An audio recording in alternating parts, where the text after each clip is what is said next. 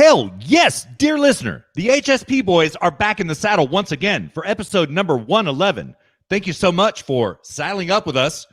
2 separate continents, 2 separate countries, 2 separate adult beverages just to make it fair, and 2 separate cups of coffee fee eternally.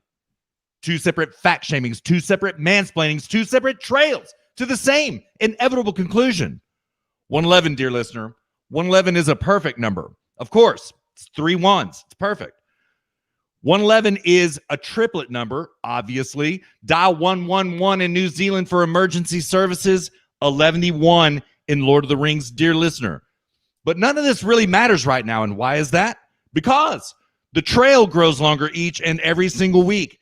And 111 means we have 111 miles to ride on this trail right here, right now. So let's not tarry. Let's saddle up and ride into episode number 111, which is in the house presently. Find us on Facebook and Twitter at Zero Gravity Med. Send us feedback at zero-gravity-media.com.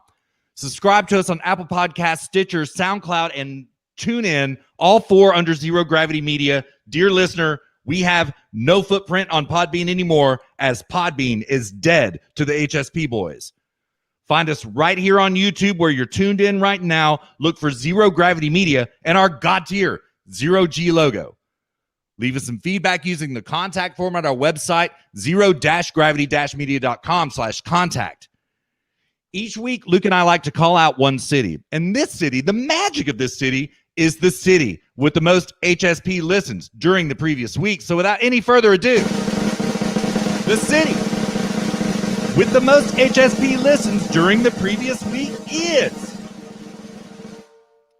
All right, dear listener, we have a treat for you. Never before heard of, never before imagined on this trail, up at the front of the posse by a long shot. We've got Madison, Wisconsin. Dear listener, conceive of this for a moment. Madison, Wisconsin, the epicenter of the Immaculate Deception. And yet they are tuned in by bigly to this show. Madison, Wisconsin. Thank you so very much. You have found the right one. You believe that. We're going to have a short show this week, dear listener. On a personal note, my family has suffered a tragedy this week. We lost my uncle. Dear listener, he was a fellow rider with you on this trail. He was very proud of this show, of Luke and I, and he loved your fellowship and your company on this trail, and he is very much going to be missed. And so my uncle, I'm not going to say your name because I don't want to dox you. Luke and my efforts go to you this week. Also to my cousins, my uncle's children, who are also occasional dear listeners on this trail in our fellowship. This goes out to you too. And also to my father, especially. It was my dad's brother, dear listener. So Dad, Luke and I are thinking of you this week, and we hope we do you proper. We know that we're going to. And so without any further ado, Luke, how you doing this week, brother? What's up? Good, man. How you doing? Yeah, better days, but I'm all right, man. Sorry. I'm all right. Sorry for your loss, dude. Thank you so much. Yeah, thank you. So, yeah. Dear listener, I didn't say this. It was the Kung flu. That's the official reason. It was the Kung flu. We don't know many details, so there it is. Yep. So, well, so what you got? Yeah, I mean, man? Dude, go ahead, honestly, honestly, I don't have. I mean, it's not that I don't have a whole lot. I mean, I've been jumping in on the news, but I mean, man, for me personally, I think the big thing this week is a couple of things. I think that one is the concerted effort on part of the left. I've never seen before in my 20 or so years of closely following politics. This concerted effort not to, and I realized this week, it's not just to remove Trump from office. It's clear to me now that this whole thing was so much bigger than we ever could have possibly imagined. It's gone through 3 stages since November. The first stage was, they wanted to cheat through the election so that Biden would be president and Trump wouldn't be. Then it advanced to a different stage, which was, okay, now they're trying to destroy Trump so as to make an example out of him to make sure this never happens again. Mm-hmm. And then now it's advanced to a third stage, which is more broadly, we need to completely and totally destroy and obliterate out of existence the entire mega movement, the Trump movement, as such, as if it never happened in the first place. And that's what's happening now. And it's unlike anything I have ever seen. And that's the biggest takeaway that I have from this week. Hashtag me too, man. That's exactly my thought. Yeah, this is Brown's shirt kind of stuff going on right now. It really is. And you know, I mean, bro, they're willing to wipe out entire platforms from existence in the form of Parler. As soon as I got on Parler last Saturday night, dear listener, it was dead. It was their new platform. Yeah, I actually need to change my I'm gonna change my thing because I'm not on Parler, because Parler, you can't get on Parler anymore. Yeah. And Gab has seen such an influx that you really can't get on Gab. They had 657,000 subscribers in one day last week, dear listener, and many hundreds of thousands. And they're having server troubles at Gab. But Gab kind of did the work. They've already been deplatformed a la Parler, and they kind of set their infrastructure into place, if I may say, in a better way than Parler did, right? But I'm noticing this network congestion on Gab, on Rumble. All of the alternative platforms are having major congestion, dear listener, because there is a massive exodus from the main social media platforms to these. And so we're going to have some chop for the next few weeks until they solve this. I think, dude, I'm on Gab. Holy shit. I remembered my password for Gab on the first try. That never happens. I haven't logged in Gab in like 2 years. Yeah. I have a Gab. It's a sock account. I'm going to have to delete that. I tried to create a proper account on Gab this week. Couldn't do it. Network congestion. Couldn't get through. All right. So, yeah. Oh, cool. And I was smart back when I created this. All right. I'm putting my Gab up. All right. Because I just changed mine to whatever. That's my name right now, but I'm going to change it again. Like, from Wedding Crashers, Owen Wilson's voice when what's his name? Oh shit. Sorry, I'm doing two things at once and I can't remember his name. What's his face? Not Owen Wilson, Vince Vaughn. When he tries to call him and Owen Wilson's answering machine is like, whatever. And then it's like beep. That's like how I feel about my social media accounts right now. Right.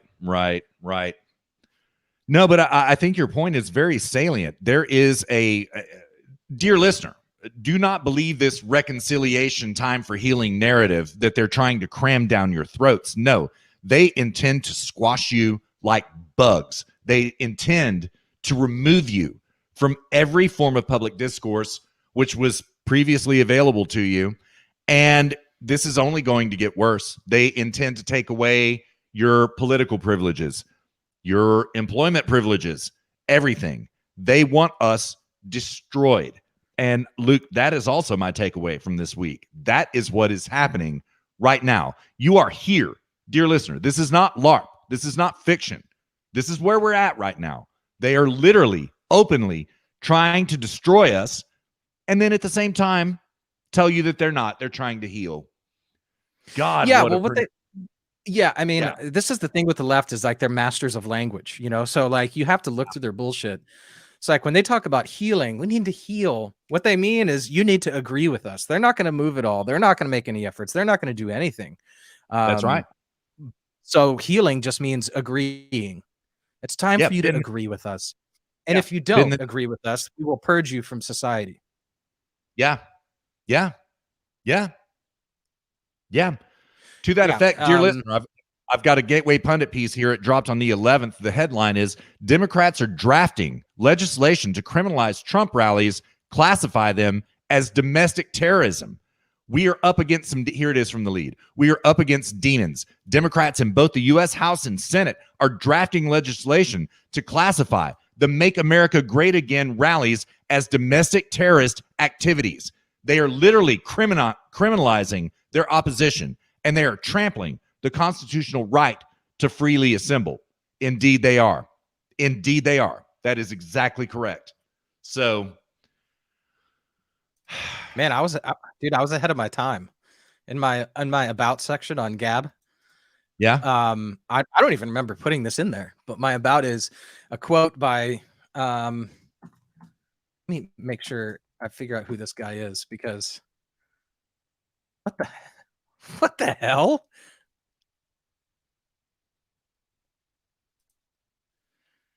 Do you know who Michael Berryman is?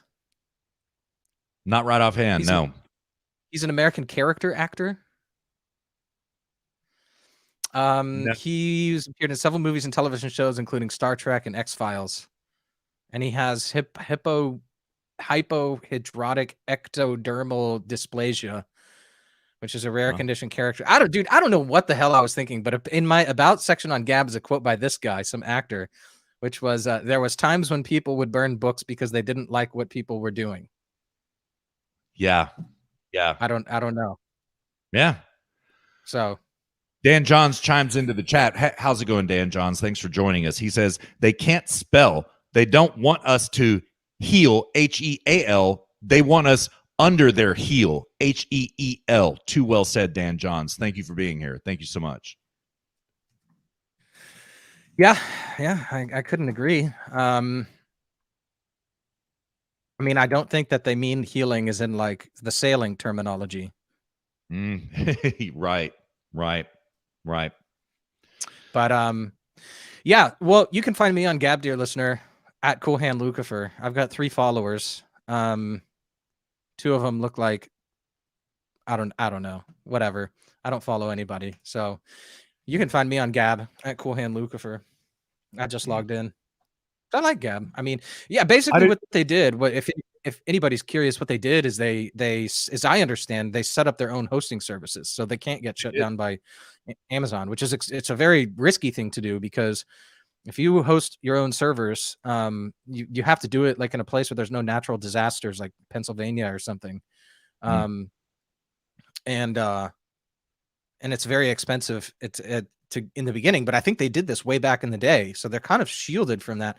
I think there's no way to take out Gab at this point except through DNS, denial of DNS. Yeah. Yep. Pretty much. And they will do it. Set your watch to it. They will do it. They'll try. Oh, they'll try to do it. Sure. Yeah. For sure. Yeah. So. But yeah, dude, I'm clicking around on Gab right now. It's super sluggish for sure. Yeah. Well, whatever the case, that's all we have at this point. It is Facebook, but Facebook dumps for fire. Yeah. So I have an article here from the CEO of Parler, who, by the way, dear listener, is on the run right now. His family were receiving death threats and they had to disappear. Nobody knows where they are. But his last interview basically said that he doesn't think Parler will ever come back at this point. They are completely canceled. Completely. Why is that, dear listener? Why did they get canceled? Because that is where we of the MAGA movement wanted to migrate to. That's why. So that has to be shut down. There could be no place of congregation for those of like minds in the MAGA movement. None. So there it is. Yeah. They want you. They're doing this because for a couple of reasons. Number one, they want to completely eliminate the MAGA movement. But the more ardent ones, the ones that are not doing this out of expediency or for political reasons, they're doing it because they fundamentally. This isn't a political disagreement. This is a moral disagreement. They think you are fundamentally a bad human being. Yeah. Therefore, you don't deserve to have a job. You don't deserve to be able to speak freely. You don't deserve to do anything that you shouldn't have access to, quote unquote, polite society as they define it, because you are a morally reprehensible human being.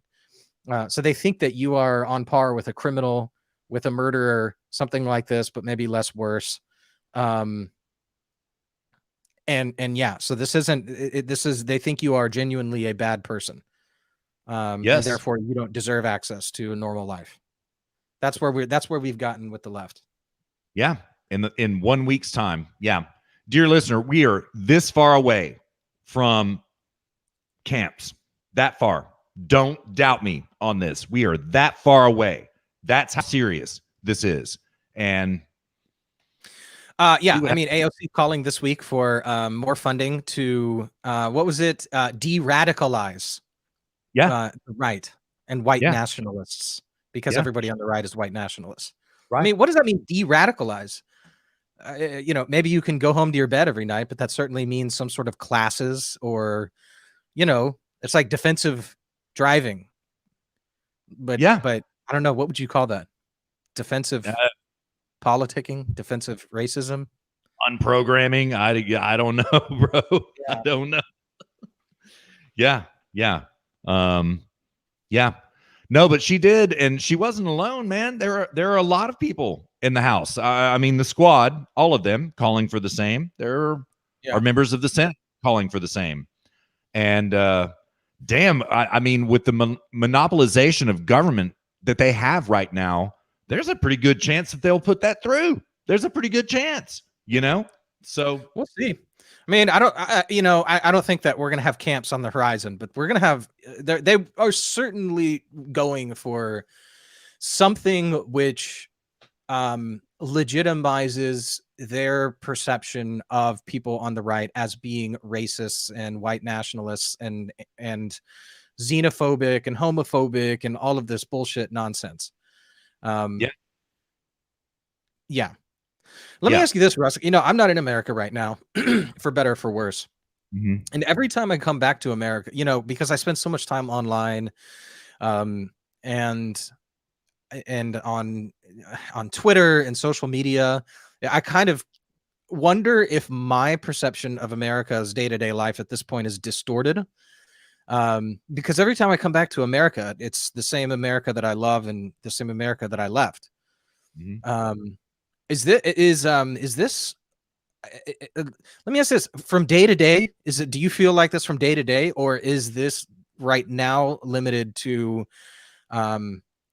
life in as much as you've been exposed to media constantly and the news and stuff like this, you know, because there is a day-to-day life, and is this really working its way into a day-to-day life, or is this something which is still by and large limited to conversations and political discussions?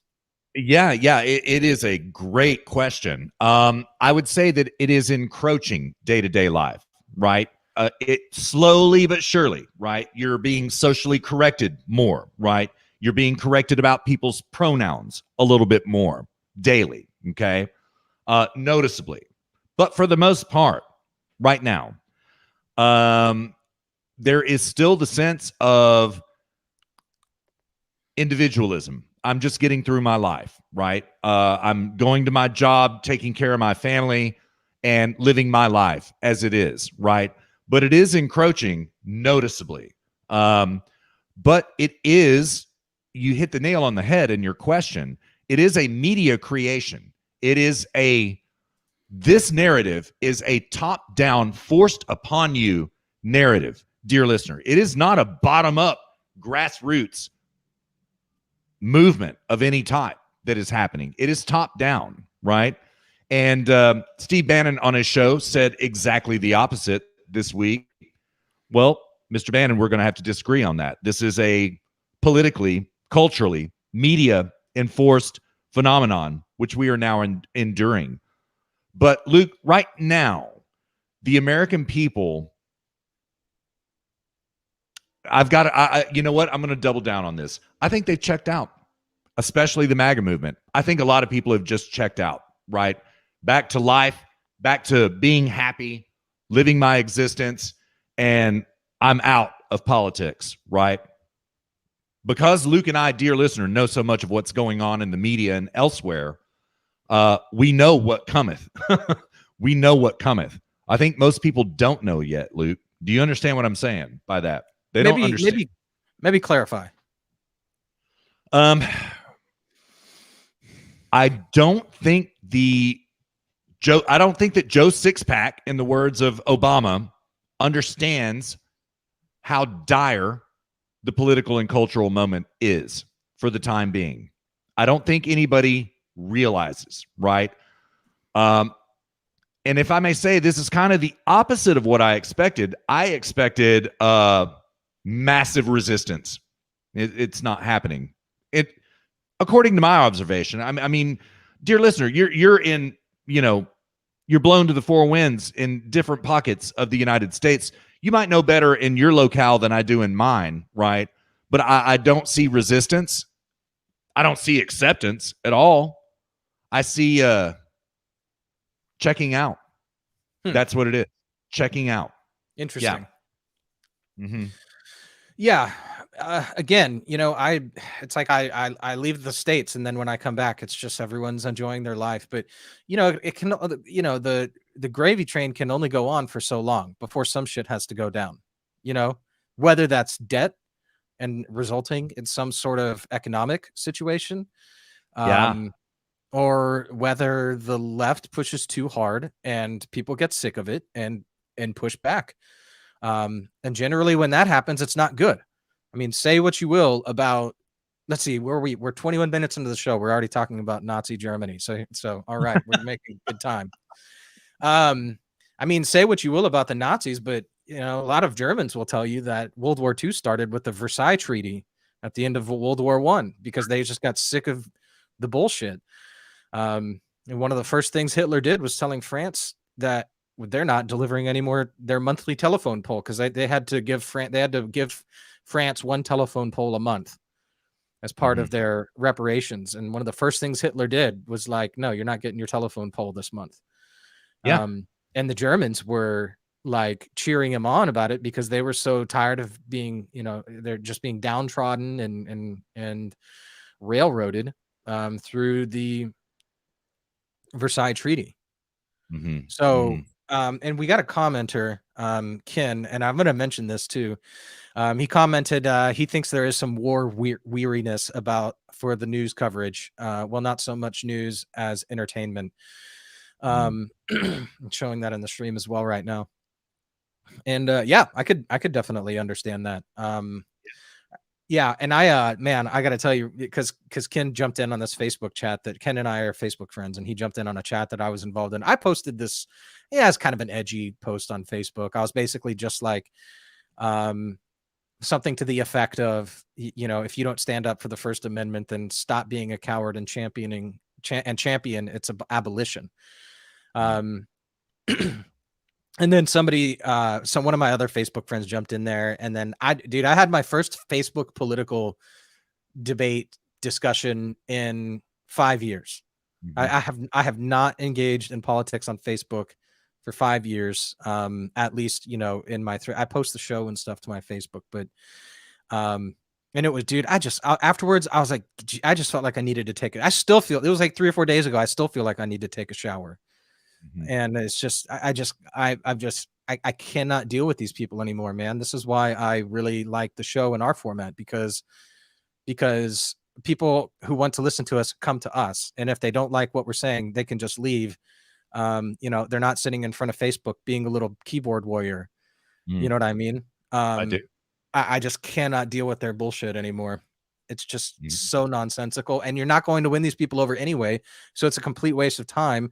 The best thing you can do is just humiliate them in front of everybody else that's reading the thread. Pretty much. Yeah, that's pretty much all there is to do, because they're not going to be intellectually honest. You're not going to have a rational conversation. So, and I don't like humiliating people. I'm not that kind of person, so it's just, I don't know what else to do at this point except just disengage off. I mean, I dipped my toe in the pool, and then I was like, Jesus Christ, I'm not doing that again. Yeah. Yeah. Well, enjoy it while you can. You might be deplatformed tomorrow. Yeah. Well, it was funny. I had another friend. He was a lawyer at a Houston post. Hey, has anybody here been deplatformed? Can you please post? The next person in my Facebook feed was saying that they got deplatformed for literally nothing. They didn't even post anything political. They just opened up Facebook. It was like, you're suspended for, I don't know, like 24 hours. They're like, I literally didn't even post anything political. Yeah. It's like, she has in the past a long time ago. And I guess Facebook's AI picked up on that and then just automatically suspended her for something she had posted a long time ago for like 24 hours. Many Literally such stories. like a punishment, you know? I couldn't Mhm. believe it. So, here I was last week saying like Facebook has been one of the least egregious out of all of them. Now that's changing. And Twitter, I don't know if you've checked Twitter stock. Their stock, I mean, it's still high, but it's high because of Trump. Because if you look at Twitter's stock, I'm pulling it up right now. If you look at their stock history, I'll put it up on the stream. Actually, I'll put their 5-year, because this is basically Trump's presidency. Let me share my screen really quick.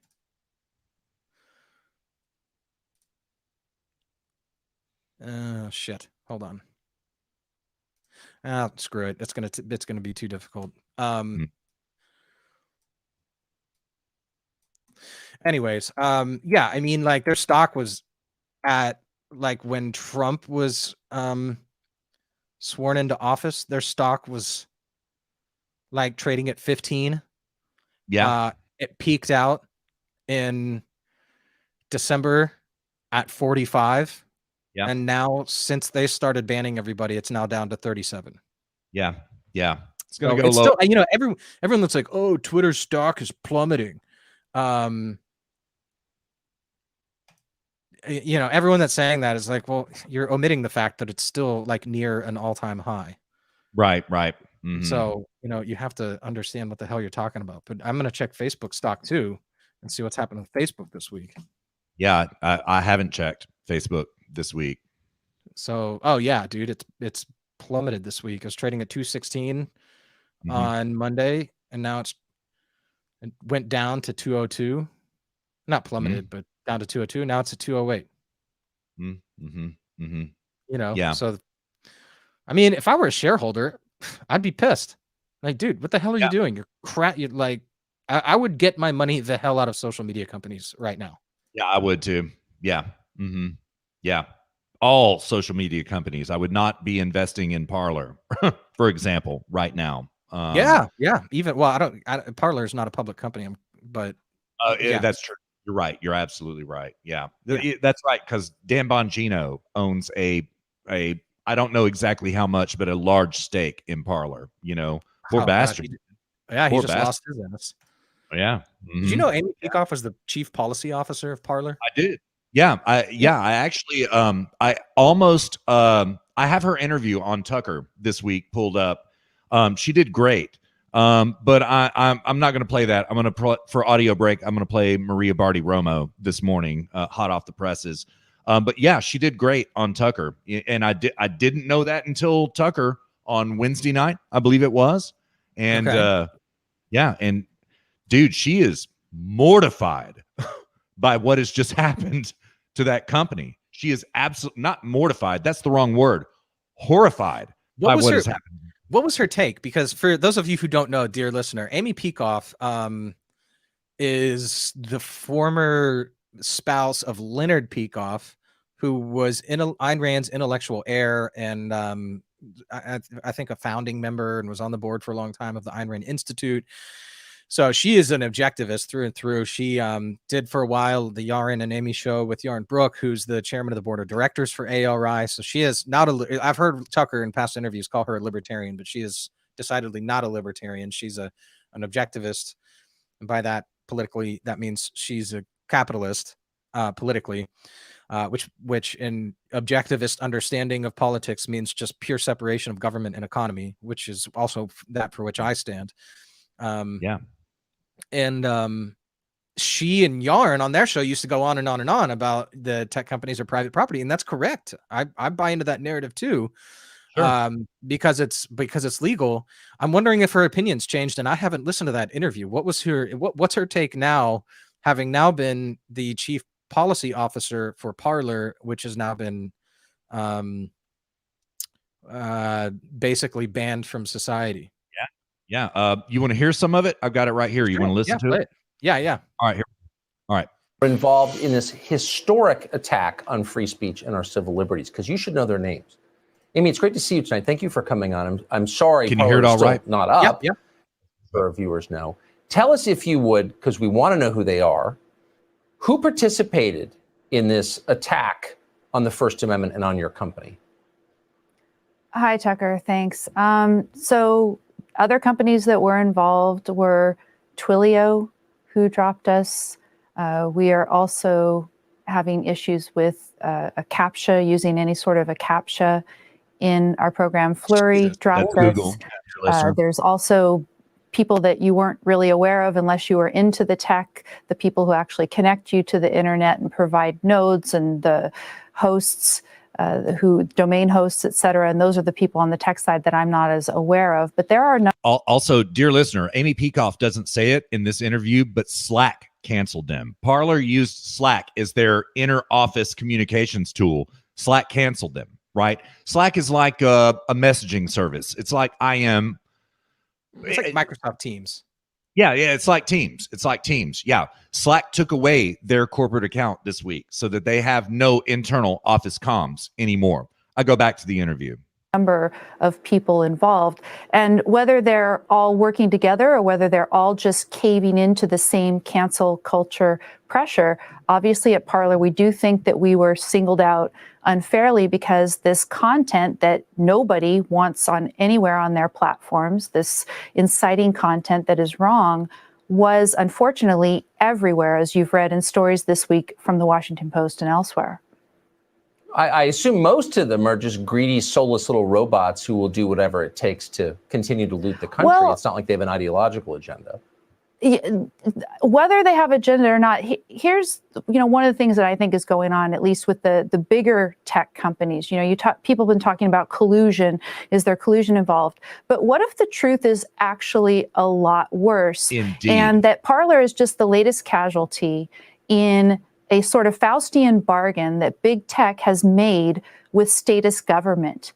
And by this, I mean that big tech has made itself dependent on immunity with respect to its two major prongs for monetization that it depends on. So one of them is this content moderation, removing pieces of content. They have immunity for that under Section 230, and that also includes the curation of feeds and the algorithms that they use to do that increase engagement. Those are all just immune from scrutiny and from liability. And then the second, of course, is the data pillaging, as we like to call it. At Parler, we don't believe that you should be making money by monetizing personal data of people. And both of those things have become part of this bargain. I don't know if you saw the Wall Street Journal piece. It was the big tech versus the Constitution, save the Constitution from big tech.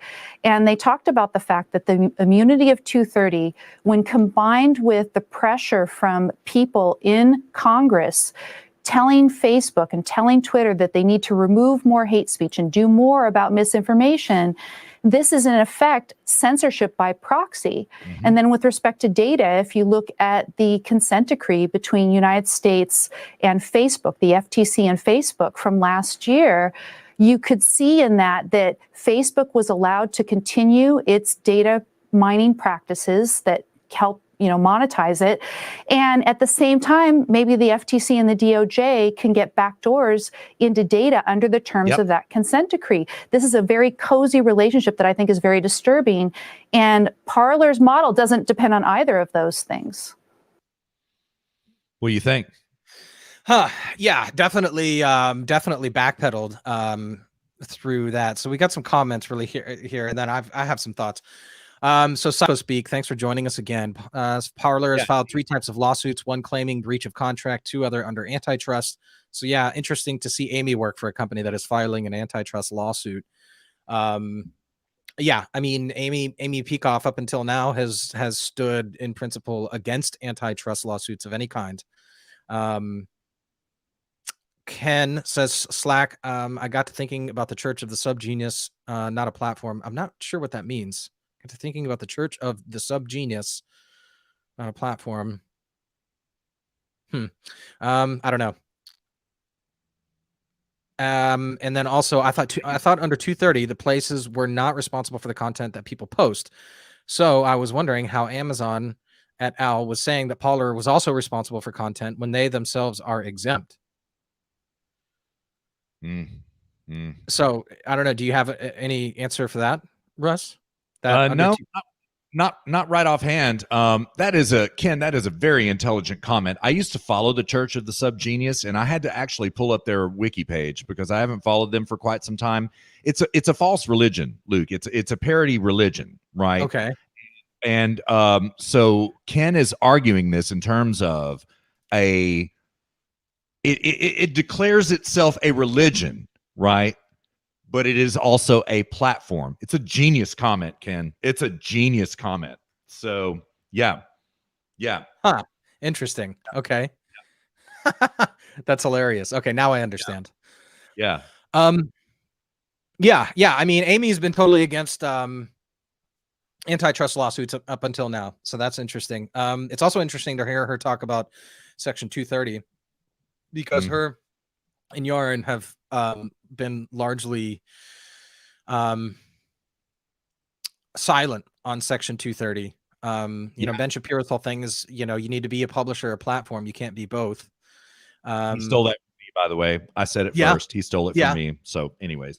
That's entirely true. We have that documented in audio format. Go look at our SoundCloud. That's correct. Check out. But they've been, their take has thus far up until now, there has always been, as far as I'm aware, I don't know, Amy hasn't been doing a lot of content in the last couple year or two, because her and Yarn stopped doing their show. But up until then, which is all that I'm aware in terms of the content she's been doing, she was always like, they're a private company, they can do whatever they want. Even if they're a public company, it's private property. I should say it that way. They can do whatever they want. So now that she's on the receiving end of some of this treatment, and I think now that being said, I think she's onto something when she's talking about this cozy relationship. But here's what I think, Russ. It's not enough to say the relationship is cozy. And unfortunately, this is not going to happen because Trump didn't win. But I question whether it would have even happened under Trump at all. But, when we talk about the right needs to step up to the plate and start hitting home runs, one of the things that should have been done, because and let me back up here. I'm convinced that this is way too prolific. This is way too widespread. It's way too systematic, and it's way too systemic at this point for me to think that it's little more than a cozy relationship, or to think that it's just a bunch of leftists out in California. Companies like Twilio, Twilio's like an API platform. These are background companies that nobody really knows about. A CEO, he'll get some pressure internally, but they're a business at the end of the day. And a lot of these other backgrounds that you would have never even heard about, they just have no interest. They get no PR benefit out of this. If anything, they get negative PR benefit out of it. They get nothing. They have no interest in deplatforming these sites, except for one of two reasons. One is out of ideological purposes, and I doubt that. The other one is because their arm is being twisted, and they should therefore be the DOJ, the FBI should be investigating extortion charges. They should be bringing these people in and issuing subpoenas, and they should be interviewing these people and investigating extortion charges and seeing if they are being extorted by somebody in the ranks of some political ranks somewhere. Because I don't believe that this is ideological bullshit. I think that extortion is happening behind the scenes right now with all these companies. It's too systemic at this point. It's too abrupt. They've had all the time in the world to do this. They've had all the ideological fervor to do this. And then all of a sudden, everybody in 1 week's time is like, actually, you know what? We're kicking everybody off. And then all these companies are doing it all together, all at the same time. Something is happening. I don't know what it is. I have no proof for it. It's just a suspicion of mine. But I think that extortion needs to be investigated at this point.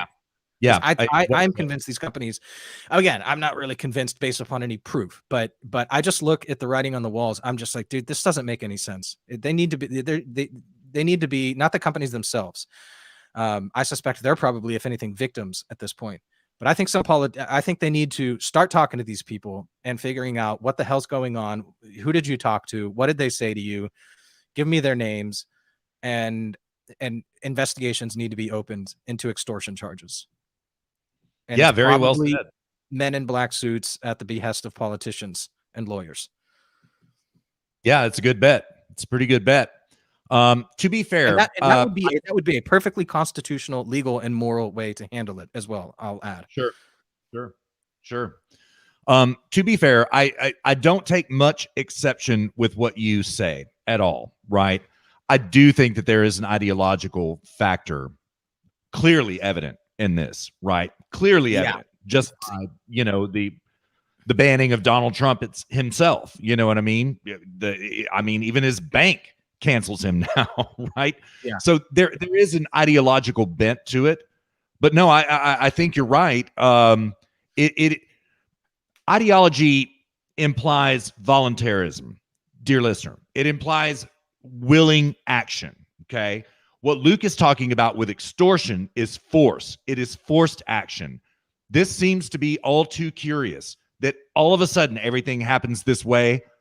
It appears that some type of force is being leveraged here, right? And so, bro, I agree with you. I totally agree. So, but I do think there is ideology involved. I think it's convenient. I think it's convenient for them because I'm sure they have ideological persuasions, and I'm sure that they're kind of like, well, hey, if you're going to extort me, I don't have to feel bad about it anymore, at least, Mm-hmm. Mm-hmm. Because if it were ideological, it's like, God, I know I shouldn't be doing this, but I hate Trump that much, and I want to destroy the MAGA movement that much that I'm going to do it anyways, even if it damages my own business. But now they're kind of like, oh, thank God. Thank you for twisting my arm. All right. Yeah. That's now it. I don't have to feel bad. You took away all plausible deniability for me to feel bad and guilty about this. Right. Yeah, very smart. Yeah, I think that's it. Hammer, meat, and nail. I think that's it. Yeah. Yes. Yeah. And I mean, and I say that because I've worked for a bunch of shit Libby companies out in Silicon Valley. Some of them very much with ideological persuasions, and even they would prioritize business needs and business. They would prioritize business opportunities over politics. Even they, and I am talking like the shit Libbiest of the shit Libbiest Silicon Valley companies. Yeah. And I think also, Luke, there's an accretion factor happening here, right? Where now all of a sudden they are empowered and they are giving one another permission to do these types of actions, right? The nefarious action started somewhere, dear listener. We don't know where. Force was applied, and then once, let's say, for example, Parler was canceled. Okay, well now it's off to the races. You have full permission to cancel anybody, and it's happening. It is happening. So yeah. I mean, I think that where you get the problems is when companies go public and everybody can vest their shares and run away, right? So I think people make the mistake of thinking of Silicon Valley and California tech companies as being this monolith. And there's a libertarian type, freedom-minded streak out in California. Elon Musk and who's the guy that runs in the crowd? He supported Donald Trump, homosexual, wrote 0 to 1. Peter Thiel. Oh, Peter Thiel. No, okay, yeah. Peter Thiel is like very much libertarian and very public about it even. And supported Trump. And all these VCs out there, they're not trying to fund people so that they can deplatform the MAGA movement. They want their damn money back. They've got millions of dollars invested in all these companies. And these companies know that at any moment, the CEO, and a lot of them have controlling shares on the board, control these companies. Mm-hmm. And they've been around people, and they know that the CEO can just have to answer to somebody. But when the company goes public and the D can vest all shares and walk away, things change a little bit. Now the employees can kind of start a little rowdy and their ideological bent. And that's when you see problems. And that's why you see this whole thing about big tech, but nobody else. But this really legitimizes, in my opinion, our point that I don't see how there could be any logical reason as to why these other companies about whom you would have never heard and aren't public and do have VC investment and do have to answer to people. It makes no logical sense why these companies would start That's why I think there's something going on here, because I've worked for these companies. I know how this works. I lived out in Silicon Valley for years. I worked for like small, medium, and a little between medium and large tech companies, and we were securing seed rounds and rounds of funding while I was there. And one of them was small enough such that I was like the third or fourth hire. And I mean, my office was in the same room that the VCs our CEO would do pitches. And so I even heard his pitches, and the conversations like, I know how this stuff works. And these smaller companies you would have never otherwise heard and wouldn't bullying this bullshit. They have no reason to, even if they disagree publicly. That's why I think that arms are being twisted here. And I think that extortion should be investigated. I understand how it can happen to big tech companies, but it just makes no logical sense why this can be happening at the lower levels, the smaller levels. Yeah, agreed. Now, if you could, I don't know if it's my internet connection or yours. Actually, it probably is mine. You know what? Let me turn off my VPN here real fast. Could you repeat that? Because you broke up just a little bit about the stratification of force being applied in the market and how it doesn't make sense. The smaller tech companies all the way up to the larger tech companies. Could you repeat that just so we get it on the record?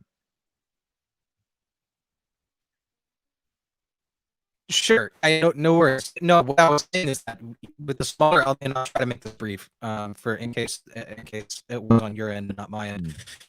Yeah, I mean, it just makes no sense to me that the smaller companies would be doing this because they just have no reason to. They have to answer to VCs. They have to answer to people. A lot of these VCs control the seats of the board. The CEOs can get replaced if they start doing this shit like this because the VCs have millions of dollars of money on the line. They want to make their money back. They're capitalists. A lot of those guys went and had their MBAs and, they're out to make money. That's their job. Yeah. And if their $2 million Series B round is being jeopardized because some dumbass CEO who's 27 thinks that he's going to come save the world by deplatforming half the people on his platform, yeah, he's going to get replaced. They just have no reason to do this. I see how it could be happening at big tech because those VC companies, they vest all their shares and they get the hell out of there so they can go invest in other companies. I mean, I'm sure to some extent they keep a lot of it, but yeah, everyone's shares vested. A lot of people peace out and, go buy a boat and sail around the world or do whatever they're going to do with all the money they just made. And then, you've kind of, the wolf is not around to watch the sheep, so to speak. And I can see how at a public company, which these are the ones where, we think about big tech, I can see how some of these companies where the employees would start getting uppity. And I've even heard of some of these bigger companies having to decentralize their hiring centers just so a bunch of Stanford grads and Berkeley grads and UCLA grads, working just because they're just like it's too much. Like our office is turning into an echo chamber, which is now percolating into our platform. Yeah. So it makes sense to me why you're seeing this. It doesn't make sense to me why it's happening in privately owned companies. It just makes no business sense, no economic sense. I cannot discern any logical reason as to why this would be happening at companies about whom you've never heard, and who have to answer to people who are writing checks to them to keep them afloat. So yeah, that was kind of just my thesis. By the way, Russ, you have officially been, it could the so it goes in your feed. I'm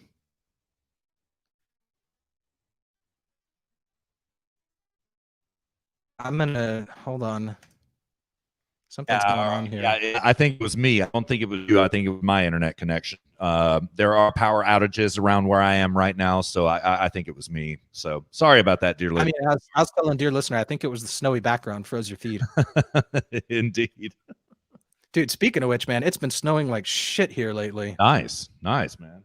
Yeah, dude. Actually, yeah. And sorry about my weather's like this every time outside. It's hat off and curly hair, which is a nightmare. Yeah. Actually, went snow. What's that?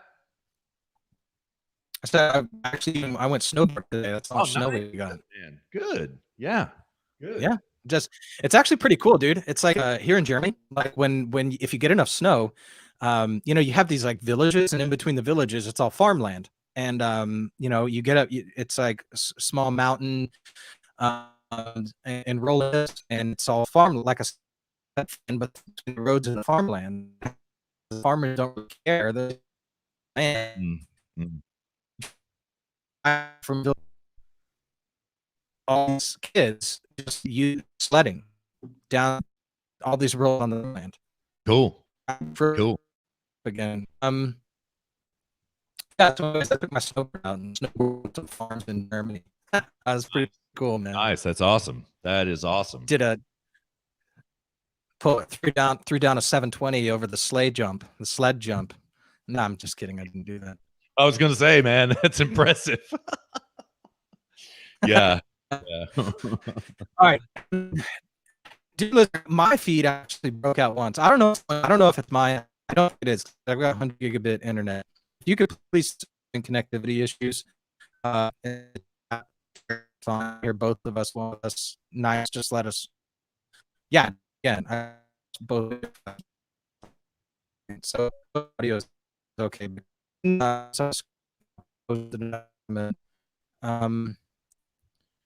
I can't put it up on the. It's very different. Yeah, what the hell? Dude, I've got robot voice from you. Yeah, I don't know if you hear. I don't know. All right, Ken Foster says I can see Russ fine. Luke, you're sort of freezing. Okay. Okay. All right. I'm gonna while Luke gets sorted out, I'm gonna read Ken's. Maybe it is. Okay, if it happens.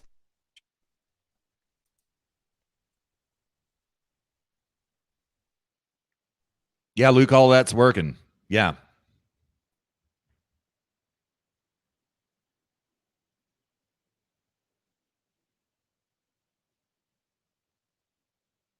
We lost him, dear listener. All right. Meanwhile, I'm going to read this comment from Ken while Luke gets back into the stream. Very different topic, but I do worry about companies or retirement systems that want to direct or divest money from this company or that based off energy policies. Indeed, Ken. Environmental or even more. I think that their mandate to invest for profit versus, quote, make the world a better place, I am just not sure how they can do that. That is a very intelligent comment as well. I'm not sure how they can either, Ken, because what you're doing here is you're not taking a principled scientific approach. You're taking a political stand in this, and you are also affecting the livelihoods of perhaps millions of people in so doing in accordance with your political whim. That is what I find particularly chilling about what's happening in social media with big tech this week, because this is whimsical based on political ideology. It is really a terrifying moment, really terrifying. And yeah, very smart comment. Dear listener, all right, Luke is still out. Until he gets back, let me, I want to get Luke's take on that. Let me read this piece here. It's from Conservative Treehouse. It dropped last night. The title is Homeland Security Committee releases report outlining Biden family selling U.S. policy for personal financial gain. I'm going to take it from the lead. It goes thus. The Senate Homeland Security and Governmental Affairs Committee, I see Luke back. That's good. Finalizes report, PDF available here, with evidence of Joe and Hunter Biden conducting financial deals with foreign governments. Dear listener, it is a barn burner. Go read the entire PDF. This is what Chuck Grassley's committee released yesterday, and it is something else. So in other words, how can this man become president of the United States, how can he get security clearance? We'll do that in a little bit, but welcome. Meantime, dear listener, it's a rough show this week. It's rough around the edges, but Okay, man, are we getting canceled? Are we getting canceled? Is that what's going on? Are we in the live process of being canceled right now? Hey, dude. What have we talked about at that? I don't even know. Yeah. Huh. Did you read and answer Ken's comment? I did. Yeah, I did. I didn't have much of an answer. It was a very intelligent comment. It was about the spin I put on it was, retirement divestment based on political whim. You know what I mean? And I'd love to hear your take about it.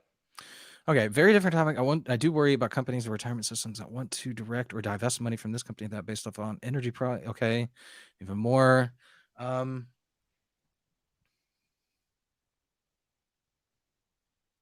Yeah, I mean, I don't know. So basically, the question is basically worrying about, like, is your retirement ability to retire at a certain age going to be thrown into question because, for example, maybe your mutual funds company is investing in one company or another.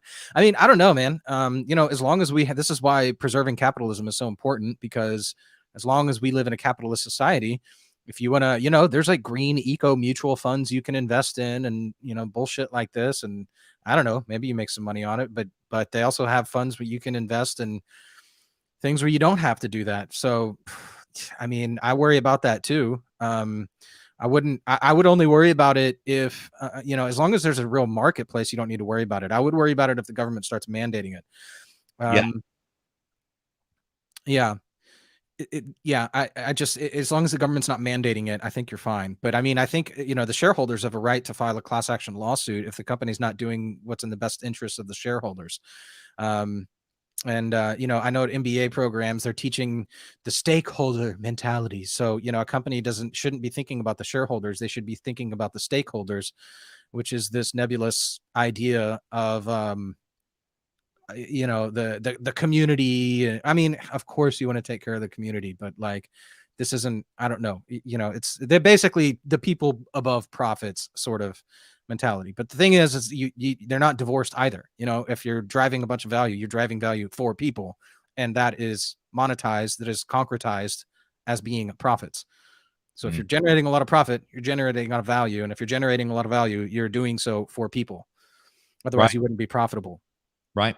So anyways, so what were you just reading, man? Sorry, I switched ISPs. We should be good to go now. Oh, okay. Very good. Very good. No, I was reading about how Biden is the Biden report from Chuck Grassley's committee came out, and it was very damning of the Biden family crime syndicate, and it was a barn burner of a report.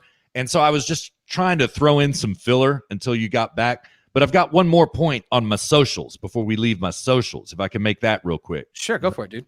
All right, dropped on the AP this morning. Extremists exploit a loophole in social moderation, podcasts.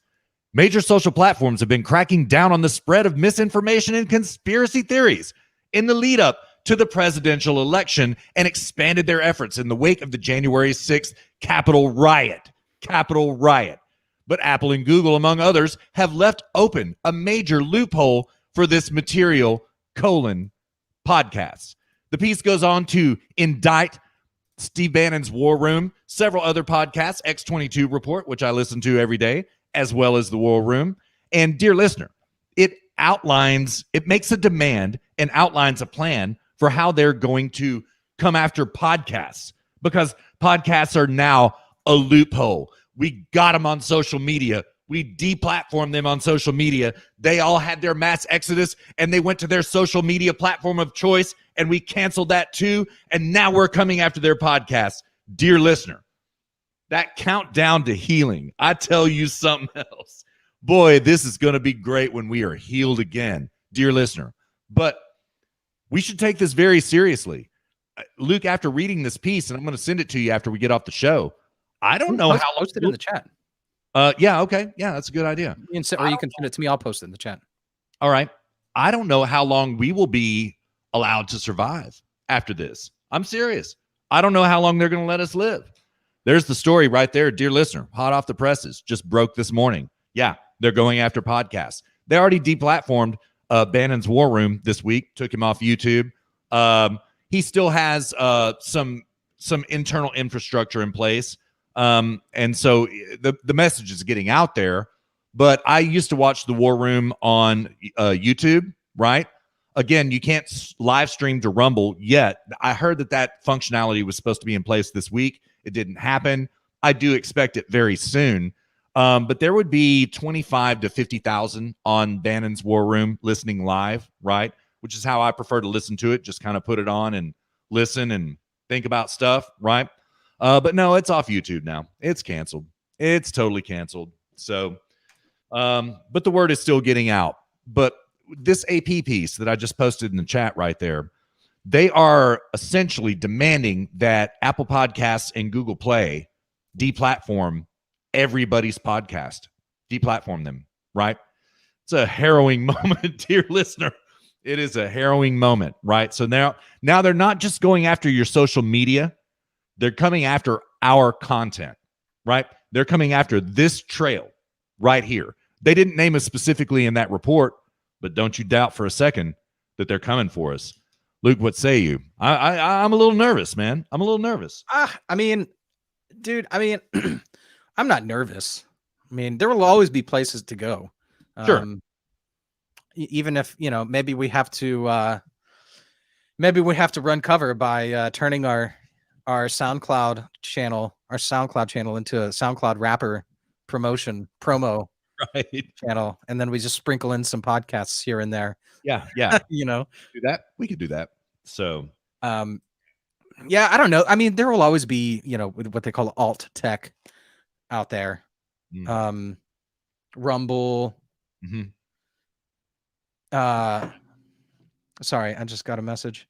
Hey, Ken, I know you already jumped off, but thanks for joining. He just sent me a messenger message. Thanks for joining, Ken. If you end up finishing coming back and finishing the show, thanks for joining. He had some stuff to take care of, so yeah, we always have a good discussion in the chat. There's always going to be, where there's BS like this happening, that creates opportunity elsewhere. It does. Rumble's it just matters if it's in America or not. This is why the separation of government and economy and the protection of private property is so important. Because when if you even blur those lines, you start to ask yourself, where do we go now? Because what happens is when they do this, all it does is create opportunities in the marketplace, which get filled. So who cares? Rumble, Gab. I wish we didn't have to go to those places because I quite like YouTube. And I mean, Twitter served its purpose well. We'll put it that way. But I don't, I'm not really interested in switching, but if we have to, we have to. But the point is that as long as we have free markets, then there's a place to go. There's something to switch to. There's something to which to switch, I should say. Yeah. So that's why it's so important to separate government and economy and make sure private property rights are protected. And, all these people like Dennis Prager's the worst about, we're going to lump together First Amendment rights with public companies, with private property. We're going to jumble all that together and then sue them over it. That is a dangerous precedent. What's he talking about? I don't know about this. Oh, this is a long time ago. Dennis Prager, when he was suing, this was like a couple years ago because he was getting demonetized so much on PragerU. Right. Yeah. Okay. Yeah. I remember that. And that back then, like 2 years ago, he kind of was leading the charge on the, let's sue the shit out of all these companies and call it a First Amendment issue. And it's like, dude, you're just that is such a dangerous precedent to be set. We should be separating the government in these platforms and just let them get replaced as they start doing dumb shit, And if you're losing the culture war and that's why you're getting deplatformed, then maybe you should be thinking about your tactics and what you're saying. Right. And reevaluating your own strategy and improve. Yeah. If you're losing on basis of moral support and culture, then maybe you're doing something wrong. Yeah. But don't jumble together the government's ability to impact the marketplace in such a way. That's an extremely dangerous precedent. And, you know, the Section 230 thing, I had to think about that a lot. I didn't like well, actually, I didn't like the take that Ben Shapiro stole from Russ too much. Yeah. But, you know, I thought about Section 230 and it's like, okay, well, you know, they've cut out a nice little niche for them where they can be two things at once. And I think, you know, repealing Section 230 is probably just the way to go. I wish that would have happened, and then let the chips fall where they may in the courts, you know. Because I'm all for getting the government the house. So I wouldn't be surprised if these tech companies were asking for Section 230. In fact, I'm sure that's what it was. They're probably lobbying the shit out of it, saying, hey, let us do this Section 230 thing and we'll scratch your back later on. And now they're doing some back scratching. Hence the Faustian argument that Amy Peikoff mentioned in that clip we played just a little bit ago, dear listener. That's exactly what she's talking about. So, yeah. Well, all right, dude. We wanted to keep it at an hour and a half. We're at an hour and 5 minutes. If we're going to do an audio break, we need to do it now. All right. Yeah, I've got some. I've got Maria Bartiromo's interview with Lindsey Graham this morning. She put him on the ropes for a little bit, and then he got scared. And yeah, you know, I'll carnival bark it when we get to it, dear listener. But it's a great interview, and Lindsey Graham is always scared, man. I think he just operates in a state of perpetual scaredness. He does, man. What a cuck, man. Dear listener, in 6 years, we primary the son of a bitch, and we get rid of him. 6 years, South Carolina, do your job. You heard? Do your job on this. So, yeah. So, what you want to do, man? Like 7 to 10 minutes, something like that? Yeah, I would be even fine with like 5 or 7. Yeah, okay, 5 to 7. Sounds good to me. All right. Well, dear listener, we have made it halfway down this 111-mile trek. Luke and I are having so much fun despite these difficult times. We hope that you are too. Times are going to get much more difficult, dear listener, but the trail grows longer each and every week, and the trail abides, and we are here together as always. Thank you so much for joining us. Enjoy Maria Bartiromo and Lindsey Graham, and Luke and I will be back at you before you know it. That he will take executive action within the first 10 days in office to return the United States to the Paris Climate Accord and put a new mask mandate in place after spending trillions with that blowout spending package announced last week. Joining me right now with a reaction to the new president and policies is South Carolina Senator Lindsey Graham. Senator, it's good to see you this morning. Thanks very much for being here. Will you be going to the inauguration, and what should we expect? We should expect a peaceful transfer of power. I will be there. I think it's important that I show up, and we'll have a new president Wednesday. And if the first thing he does is go back into the Paris Climate Accords, that's a disaster for the U.S. economy. The accords basically give China and India a pass on their carbon emissions. And how do you enforce a national mask mandate? So if that's what he's going to lead off with, he's going to have a tough rollout of his presidency. I want to get back to Joe Biden in a moment. I know that you had a message for President Trump this morning, Senator. Yeah, Mr. President, your policies will stand the test of time. You're the most important figure in the Republican Party. You can shape the direction of the party, keep your movement alive. We need to understand that these are difficult times. I appreciate what you did Thursday. There are a lot of people urging the president to pardon folks who participated in defiling the Capitol, the rioters. I don't care if you went there and spread flowers on the floor. You breached the security of the Capitol. You interrupted a joint session of Congress. You tried to intimidate us all. You should be prosecuted to the full extent of the law, and to seek a pardon of these people would be wrong. It would be, I think it would destroy President Trump. Get a load of this. I hope we don't go down that road. They chose to go into that Capitol, defile the Capitol. President Trump never said, go into the Capitol and try to interrupt a joint session of Congress. That was the choice they made, and they need to live with that choice. The president's obviously trying to send messages here because many of his supporters continue to believe there was fraud in the election, and they feel robbed, Senator. Well, I tell you what, you can feel any way you want to. There was irregularities in mail-in voting. 66,000 people under 18 did not vote in Georgia. You did not have 8,000 felons as claimed voting from prison in Arizona. The election is over. The Electoral College certified the elections. I'm disappointed in the outcome. I wish he would have won. I appreciate what the president said Thursday. We reject violence. His movement is not about violence. It is about peace and is about policy. It is now time to move on. To Joe Biden, you talk about unifying the country. If you do not stand up against the impeachment of President Trump after he leaves office, you're an incredibly weak figure in American history. President Trump is trying to heal the nation. Pursuing impeachment after he leaves the office will further divide the country. It will ruin the start of your presidency, Joe Biden. You need to stand up to the radical left and tell Schumer to dismiss what I think is an unconstitutional attempt to impeach President Trump out of office. Stand down. Yeah, I mean, this is a crisis for the Biden administration as well. He's trying to put in an agenda, and you've got the Democrats pushing to impeach who will be a former president, Senator. Yeah, this is insane at every level. It will create further division in the country. What good comes from impeaching Donald Trump after he leaves office? This is a scarlet letter impeachment where the Democrats are trying openly to disqualify President Trump from ever holding office again after he leaves office. This has never been done in the history of our country.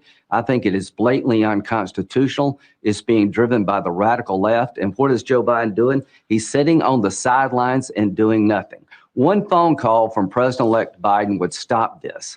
And to my Republican colleagues in the Senate, if we embrace an unconstitutional impeachment of Donald Trump after he's out of office, it will destroy the party. The Republican Party wants to move forward. President Trump's going to be the most important voice in the Republican Party for a long time to come. He's going to accept responsibility for his part on January the 6th, but impeaching him after he leaves office is not only unconstitutional. From a Republican point of view, it would destroy our party. I hope the Republican senators know that, because it is a reality and it will not help the country. The most important thing, impeaching him after he leaves office will be disastrous for this country and our party.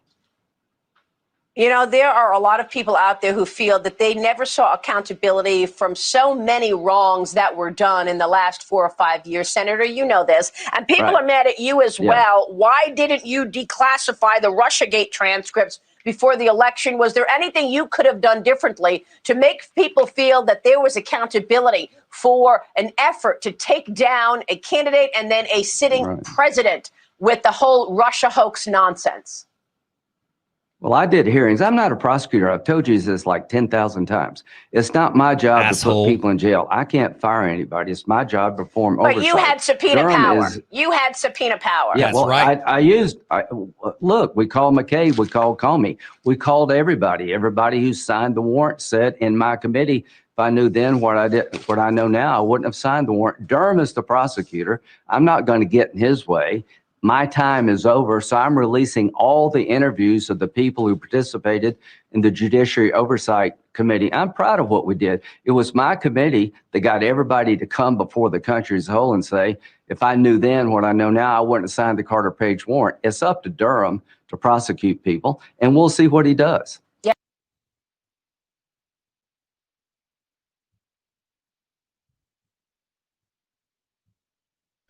All right, welcome back to HSP episode number 111. Before we go on, don't forget to follow us. You can find me on Twitter. No, you can't. Well, actually, no, you can't. If you're not already following me, you can't, because I set my account to private. Only you have to exhibit some form of privilege, be that race, gender, in order to follow me. If you qualify, send me a message. You can DM me, comment with your race or gender, and if you qualify, then I will accept your follow. But you can find a public profile on Gab at Cool Hand Lucifer. And we are not on audio break, so let me turn that banner off. And on Twitter, you can find Zero Gravity Media at Zero Gravity Med. You can find Zero Gravity Media on Facebook at Zero Gravity Med. We stream to both of those. You can find Russ on Twitter for now at RussZGM. Probably on Gab in the near future as well. And find us on YouTube. Just search Zero Gravity Media. Look for our logo. What am I forgetting? Yeah, and listen to the audio. We're putting out the audio version of this show now, which I'm very, very excited. You can find us there, SoundCloud, iTunes, Stitcher, and TuneIn. That is it, man. Yeah. Yeah. Oh, and we're of course on Apple Podcasts too, and so on. Yeah. Yeah. So Yeah. you can see how enthusiastic I am this week about our social shout outs. I don't know. I'm just like, like I said at the top of the show, it's like I'm like in Wedding Crashers when when Owen Wilson set his answering machine to like when he was just like, whatever. Yeah. Yeah, we're having a low energy week this week, dear listener. We beg your forgiveness. It's just God, just everything sucks right now. Everything sucks, me for personal reasons as well as the political. And yeah. So yeah, dude. Man, I have to say, Russ, this is something I should probably say now. My opinion has actually changed on impeachment. Okay. I'm now pro impeachment. Really? Okay. Yeah. That perfect segue, man. Maria took us into it, and Lindsey Graham weighed in on it. That was exactly what I wanted to talk to you about. Why are you for it? I sort of am as well, but go on. Well, I wasn't before the audio break, but then Lindsey Graham convinced me when he said it would destroy the Republican Party. Yeah. So, I was like, shit. Yeah. God. Impeachment. We are pro impeachment. Impeachments. Yes, indeed. Yes, indeed. Yeah, dude. Yeah. I sort of am as well. It is accelerationist. It is maybe constitutional, maybe not. Maybe we can finally get the Supreme Court to weigh in on something if this impeachment sham goes through. And let me ask you about this premise. Okay. What do you think about Donald Trump resigning as president and Mike Pence taking over and pardoning him? What do you think about that premise? I think that'd be such a masterful troll. Yeah. Yeah. Mm-hmm. It may be the best way to go. Dear listener, so impeachment is in full gear once again, right? They are going to start impeachment hearings, thereby canceling the early days of the Biden administration starting on the 20th, on Wednesday, right after inauguration. They're going to start impeachment.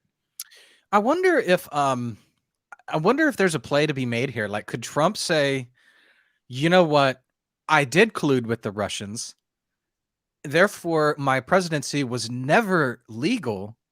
Therefore, you can't impeach me because I was never legally president. I hadn't thought of that. That would be a master troll as well. You know what? You were right all along. Russia hacked the election. You were right all along. Yeah. I've never been a legitimate president. Yeah.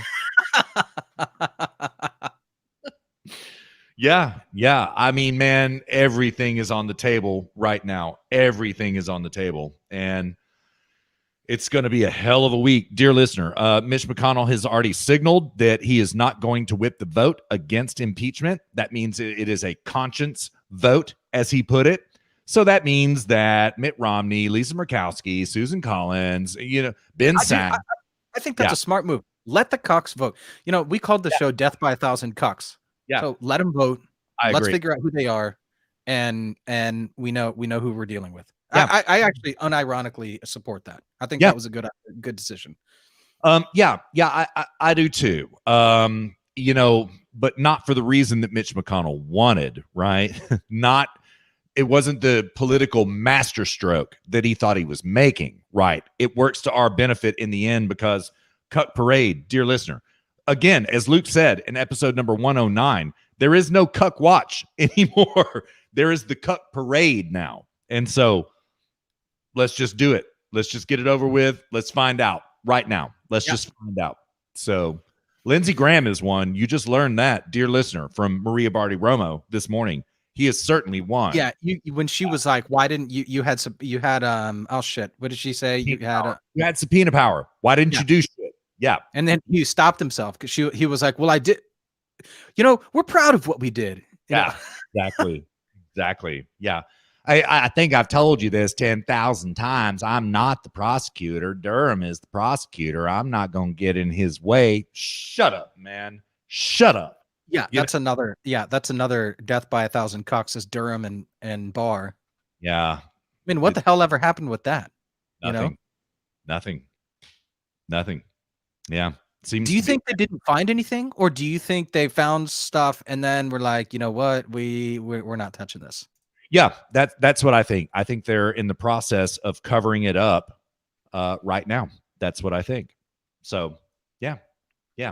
And dude, I really trusted them, man, and I have never felt so betrayed. So there it is. Yeah. Yeah, I always was kind of with them. I always was like,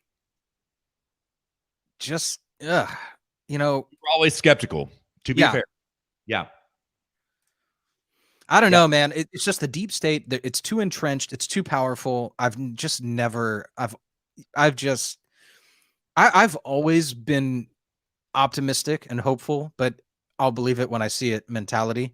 And then in the last couple weeks, I've gone full, I'll believe it when I see it. And I'm not optimistic or hopeful. Yeah. Yeah, I'm pretty pessimistic right now about, well, everything. Dear listener, Biden is going to ram through amnesty on January 20th. We already know this. He's going to get amnesty for the 11 million illegals. No, dear listener, it's 50, 60 million illegals. He's going to do it day one, right? He is going to send a bill to Congress. He already has it in his hand, and he's going to send it to Congress, right? He's going to get us back into the Paris Climate Accord. Lindsey Graham, later in that interview with Maria Bartiromo, outlined that he's already telegraphed what he's going to do. Oh, man. Yeah, it's a mess. They're going to, I wouldn't go full doomer on this because, look, they are real. First of all, they slaughtered all their sacred cows. They did. On this. They can't say that they're for the American worker. They're not the American Worker Party anymore. Yeah. They slaughtered that sacred cow. Yeah. They slaughtered the black community sacred cow. Yeah, they did. By turning BLM. Well, BLM has always been a communist organization, but the black community, Trump had a lot of support in the black community. They slaughtered the sacred cow of anybody on the left who is a reasonable, rational thinking human being. There were a lot of people like that. That was, I think, 30% of the people who actually thought it was stolen. They just bled 30% of that. I mean, dude, they're in many ways, because they've slaughtered so many sacred cows, in many ways, their backs are. Interrupt and include one more. They slaughtered the sacred cow of election integrity right in front of our faces. Yes. Yeah. And they slaughtered the sacred cow of being the adult in the room by not standing up to the radical left. Oh, before I go on, this is one thing that what Lindsey Graham said that I was like, Jesus, I'm sorry, earmuffs if children are listening to this. What a fucking pussy. Lindsey Graham. He's like, Joe Biden, he needs to stand up to the radical left. Why don't you stand up to the radical left? Where are you? Yeah. I mean, Jesus, what a fucking pussy. Yeah. Why don't you do it, Lindsey Graham? Why don't you stand up to Joe Biden and the right? Why don't you stand up to all of them? Yeah. And why don't you stand up to the people on the right who don't actually stand for America? I mean, dude, he is just an absolutely worthless human being as it relates to politics. Yeah, just absolutely worthless, totally useless. He's a useful idiot to the left. That's all he is. Yeah. So, anyways, I mean, dude, in many ways, the left, their back is up against the wall. They're on the ropes in many ways because they've just expended so much political capital. It seems right now that, oh my God, we're all doomers and, the just fuck my shit up meme, that's what it feels like right now. But I mean, you really have to consider the fact that they're in many ways up against the ropes at the same time because they've slaughtered so many sacred cows. They've burnt up so much political capital that if they have to be careful the next 2 years. It's going to be interesting to see how smart they are politically, how tactful, not tactful, but tactical. I'll say tactical prowess they have over the course of the next 2 years, because if they were smart enough under the Obama years to ram through Obamacare and then stop. They're like, let's ram through Obamacare. Yeah, we're going to lose the House in 2 years, but let's just pump the brakes after that and see if we can just maintain altitude. They're not pumping the brakes. It's going to be interesting to see if over the next 2 years, this is the real question. Dear listener, before you get all doomer and depressed and, oh my God, we're a communist nation now, I'm going to, disappear to Argentina I'm going to buy a small cabin in the Aleutian Islands and disappear for, just maintain some sort of internet, before you go like full doomer, just consider, let's just watch the next 2 years and see how the left, what they do over the course of the next 2 years. And if in 2 years from now, there's a bunch of election, because now that when Russ said they've slaughtered the sacred cow of election integrity, now this is important because they've pulled the curtains back. They've screwed the pooch on this one. Now everyone's actually watching. It's sort of like, Russ, did you ever see the movie about Alan Turing? No, I know about it. I didn't see it though. Yeah. There was a scene in that movie, and it was a really interesting scene where they posed a moral question as a philosophical question. There's a scene where, and I'm sorry if I'm spoiling, it's a spoiler alert. Okay. But it's not really a spoiler, I guess, but there's a scene in the movie. It's right after they've cracked the code for the Enigma machine, and now they understand what the Germans are saying and what their communications are. There's a scene in the movie in which they learn that there's like some U-boats headed for a ship which is carrying a bunch of British civilians. I believe I may be getting some minor details. Maybe it was like they were planning an air raid or something. I don't know, but I'm pretty sure it was a U-boat that was headed for a ship with a bunch of civilians. And one of the guys who was a part of that team, his brother was on that ship, and his brother was going to die if the Germans attacked that ship. And he said, "Oh, we've got to send an air raid in and destroy this U-boat. We've got it. There's this. We can solve this," and blah blah blah. And they're like picking up the phone and about to make a phone call, like, "Hey, the Germans are coming. They're going to kill this ship full of civilians." And Alan Turing stops him and says, "No, hang up the phone." And he grabs the phone and hangs it up. And they're like, "Why? What do we? They're going to kill the boat. My brother's on that boat." And he goes, "If you save that boat, they know that we've cracked the Enigma." Right. Mm-hmm. And so they had to play this game of not letting the Germans realize that they are monitoring their communications. And it was this really interesting philosophical moral moment in the movie, really just should say moral question in the movie.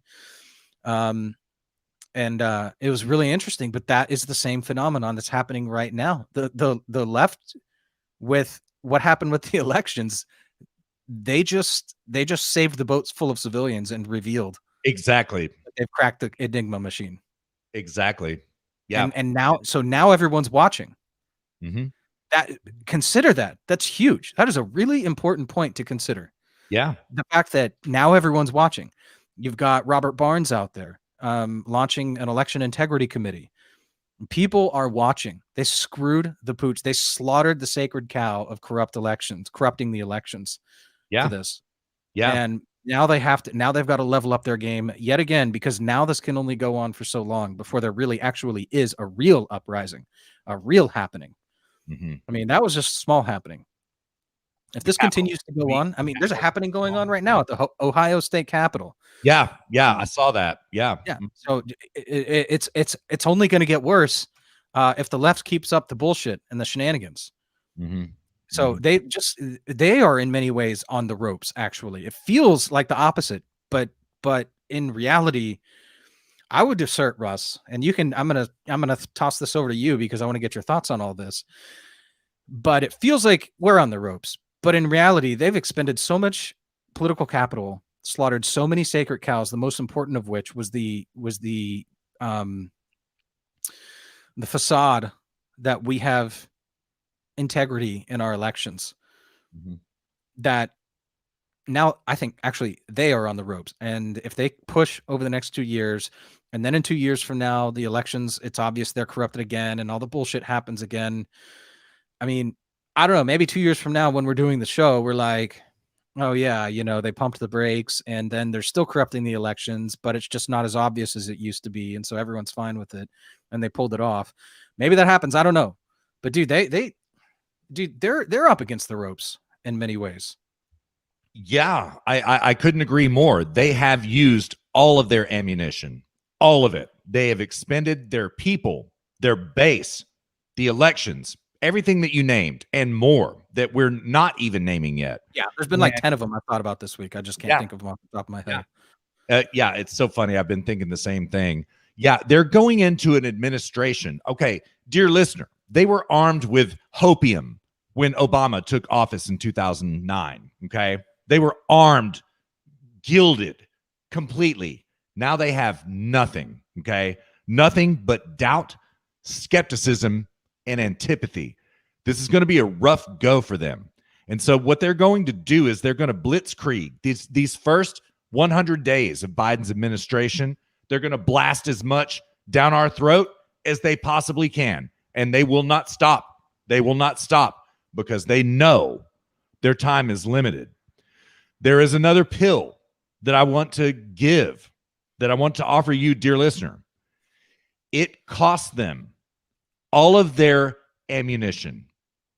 That's how expensive it was for them to supplant Donald Trump and the MAGA movement. And also deplatform us, cancel us, do whatever you're going to do. You know what? We're not going anywhere. We're not going anywhere. We're still going to be here when you have no ammunition. And we have the wind at our backs right now, dear listener. Oh, yeah. That's two other, you just reminded me, that's two other sacred cows they've slaughtered. One was being the party of, freedom of thought and freedom of speech. Yeah. That's one they slaughtered. There were actually two. And then a third one is now they're the ones who are talking about the private property rights of big tech. Oh, I know. I know, dude. So now they've slaughtered the sacred cow of being we're for the mom and pop businesses and the small businesses in America, and we don't like corporate America. They've slaughtered that circuit. Now they're all about private property rights for corporate America. They can't claim that anymore. Those are two more. Three more. Yeah. Yes. Anyway, I didn't mean to interrupt, but before you go on. No problem. Dear listener, I've been thinking a lot about it this week. It goes back to that Arizona election with Kyrsten Sinema versus Martha McSally. It all goes back to that, okay? Ronna McDaniel should be removed forcibly from the chair of the Republican Party right now. She should be thrown out. When you're the chairperson of the Republican Party, you have one job. You know what your job is, dear listener? Win. It's not to go to cocktail parties and fundraise. No, you win elections, okay? Dear listener, I recall to your attention, in 2018, the election was called for Martha McSally. Now, listen, Martha McSally was a decent senator. She's a horrible candidate, but she was a decent senator.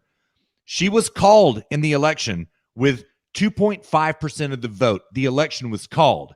No, not so fast. Oh, my God, look, we just found these 50,000 ballots in the back of a trunk, and they're all for Kyrsten Sinema. Oh, my God. And so the election was swung the next day for Martha McSally.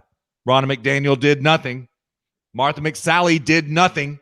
Martha McSally was going to get Kyle's seat because he was going to retire. So she was going to be appointed senator anyway for that 2 years of the final 2 years of the McCain term is what it is, right?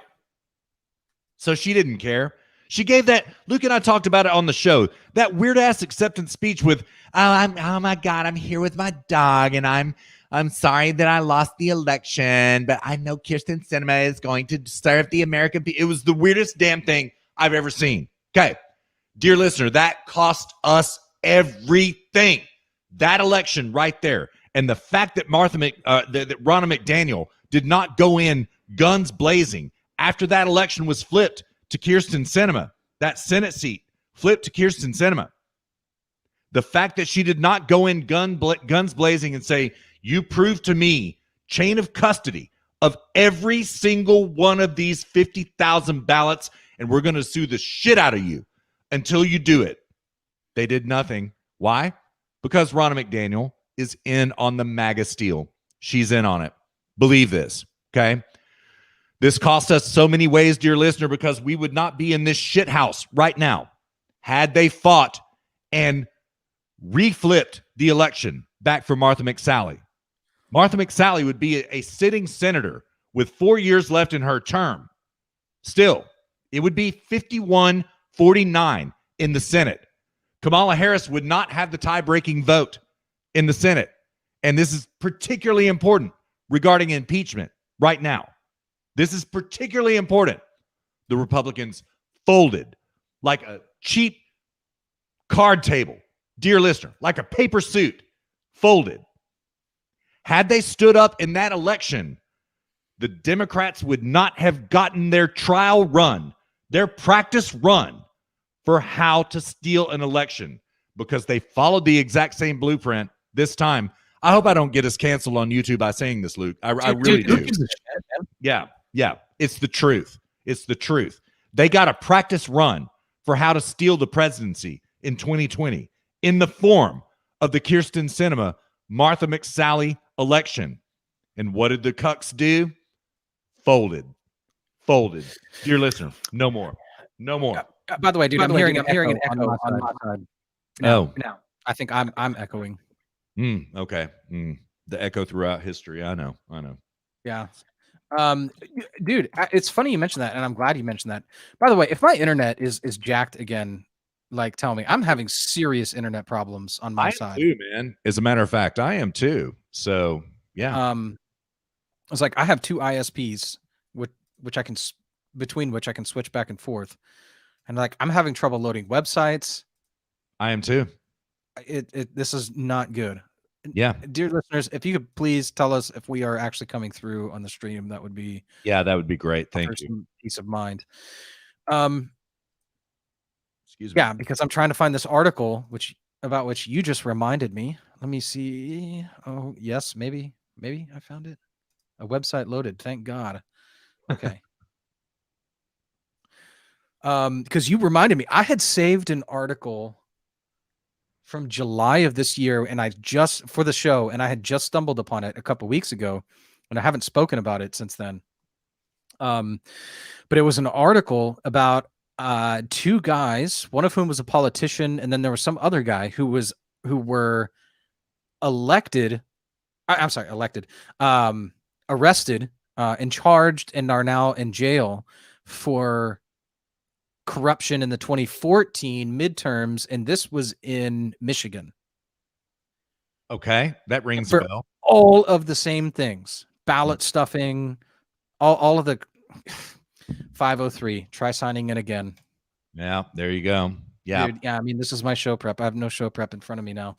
Yeah.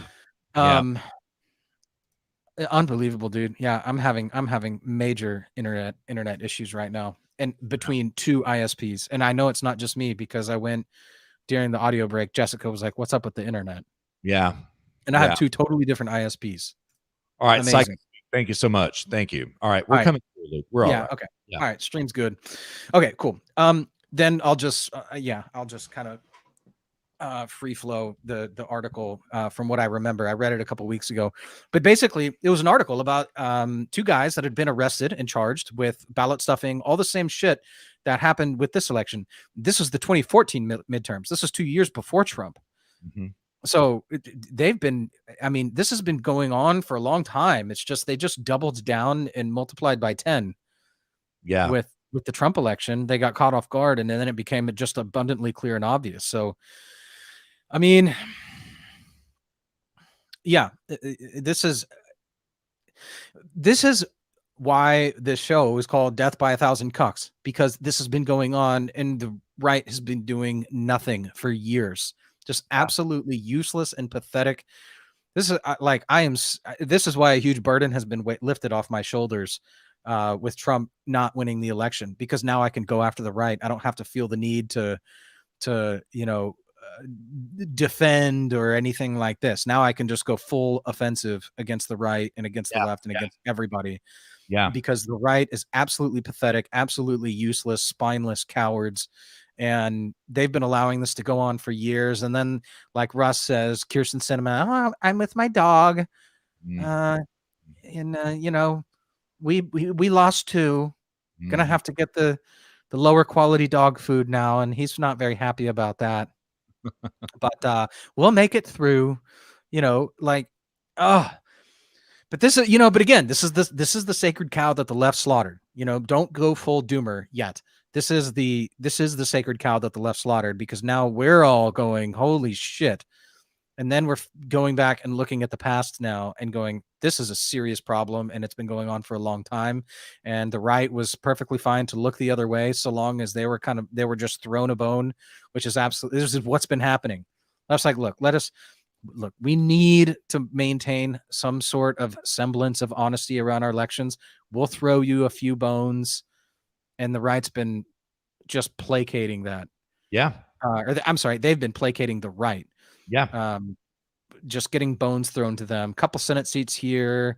Oh, you know, dude, like I don't know. I don't want to go off into full conspiracy about, oh, I'll let you keep the Senate these 2 years, and then these 2 years we're going to take the House. I don't know that it's that orchestrated. Maybe, who the hell knows? Yeah. Anything is possible at this point. Yeah. But I'm not gonna go down that road yet until we know more. And who knows if we ever know more? I don't know. But most certainly this is not new, and they've slaughtered this sacred cow of the honesty around our elections, and now there's eyeballs on them, and that's fantastic. That's a great thing. Yeah. So, but you know, who's going to stand up to them? We've got this weak, pathetic, cowardly, spineless party called the Republican Party, the GOP, who's not going to do a damn thing. You know, so that comes down to us, and I don't know. I mean, maybe the left wants to start corrupting the Republican primaries too, to make sure the Cucks keep getting reelected. Sure. You know? Why not? But at some point, it's going to get to the point where it's look, it can't continue. At some point, the road ends. You know, how far? I hope it ends soon, because the sooner the road ends, then the less the fallout will be, the smaller the fallout will be. But yeah, I mean, yeah, don't go full doomer. Let's see what happens the next 2 years. Let's see how the 2023 or 2022 rather elections go, midterms go, and then I think we'll start to see, like, okay, this is the real trend. Right now, we're in the midst of a phenomenon. We need to now see trend. We need data points, and we have one data point. We need more data points so that we can, because look, like, you know, we could take like, we don't have sensory perception to the point where, I mean, okay, we have sensory perception as to what actually happened. There's video evidence. You can see election fraud happening. You can look at past lawsuits. You can know that this stuff is actually happening. We don't have enough data points about the solution to the problem to make sure it doesn't happen again, because we're just now learning about this, and we're in the midst of a phenomenon, one which the United States has rarely seen before, and probably never on this scale. At least as it relates to involving foreign governments, especially China, shipping over hundreds of thousands of ballots, many of which were likely pre-printed. Yeah, I don't think we've ever seen this before. We need data points. We need to see what the left does over the next 2 years. We're going to see what their strategy is, how hard they're going to push, if they're smart and try and maintain altitude, if they're just going to continue to expend their political capital. And we need to see what happens in the 2022 elections, because we just need more data to see, just how corrupted our political process or system of elections really are.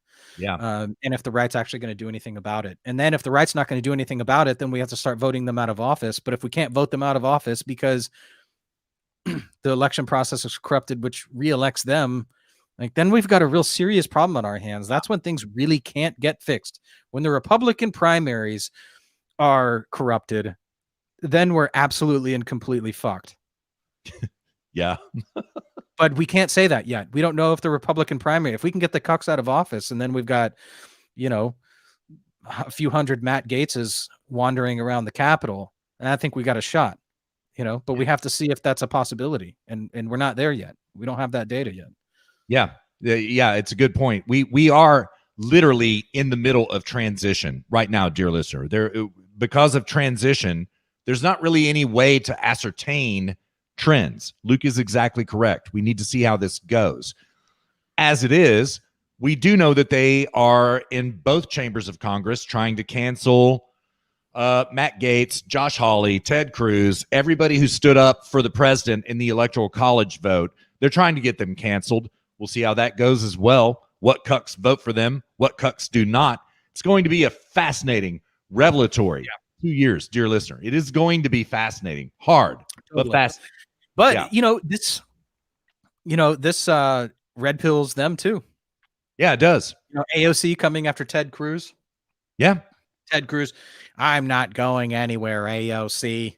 You know, it's like, yeah. I'm sorry, Ted Cruz is like pretty weak on that. I like Matt Gaetz's. I'm like all on board with the Matt Gaetz, the Louis Gohmert approach. Yeah. You know, I like that. Blazing, man. Yeah. We need firebrand approach. Firebrand. Yep. Kidding about that, YouTube. Not guns blazing. Literally, it's a figurative speech. A figure of speech. Hope you understand that. So it's. But dear listener, you know what we were saying is absolutely correct. The left does not have much space or ammunition with which to work right now. Nor do the Republicans, to be fair. And we do.